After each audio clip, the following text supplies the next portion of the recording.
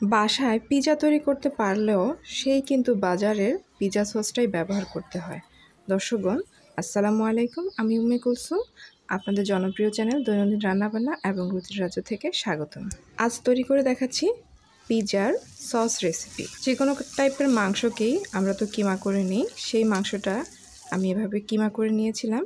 মাংসটা উঠানোর পর অবশিষ্ট যে তেলটা থাকবে সেই কড়াইতে সেই তেলের মধ্যে পিৎজার সসটা আমরা রেডি করে নিচ্ছি। তার জন্য প্রথমে চুলার হিটটা একটু লো রেখে 1 চা চামচ রসুন একদম মিহি করে কুচি করে নিয়েছি।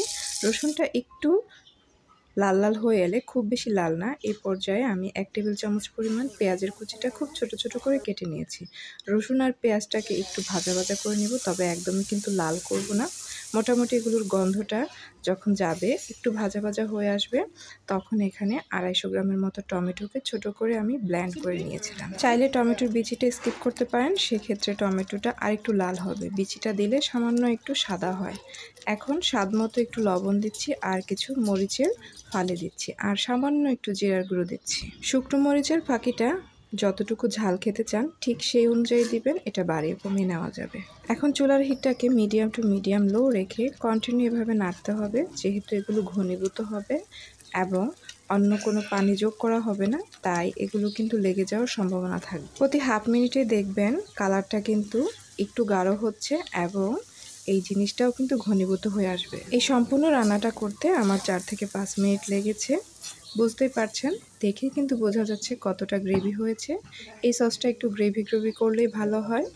আর দেখুন, প্রথম দিকে এটা ব্লেন্ড করার পর কালারটা ফ্যাট থাকলেও এখন কতটা সুন্দর কালার এসেছে। কালারটা যদি আরও সুন্দর করতে চান তাহলে কিন্তু কাশ্মীরি লঙ্কা আছে, সেই লঙ্কাটা দিয়েও কিন্তু আপনি কালারটা সুন্দর করতে পারেন। এভাবে করে নিলে বাসায় নর্মাল ফ্রিজে 3 থেকে 4 দিন রেখে অনায়াসেই কিন্তু ব্যবহার করতে পারেন। পিৎজা তৈরিতে এই সসের রেসিপিটা কিন্তু একদম অপরিহার্য।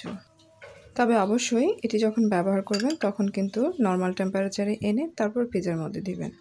পিৎজার ডোর মধ্যে সামান্য একটু কাঁটা চামচ দিয়ে আগেই ছিদ্র ছিদ্র করে নিতে পারেন, অথবা সসটা লাগানোর পরও ছিদ্র করে নিতে পারেন। তাহলে দর্শকগণ, রেসিপিটি ভালো লেগে থাকলে চ্যানেলটি সাবস্ক্রাইব করবেন, ভিডিওটিতে লাইক কমেন্ট শেয়ার করতে ভুলবেন না। পরবর্তী ভিডিও পাওয়ার জন্য নোটিফিকেশন বাটনে ক্লিক করে রাখুন। সেই পর্যন্ত ভালো থাকুন, ধন্যবাদ।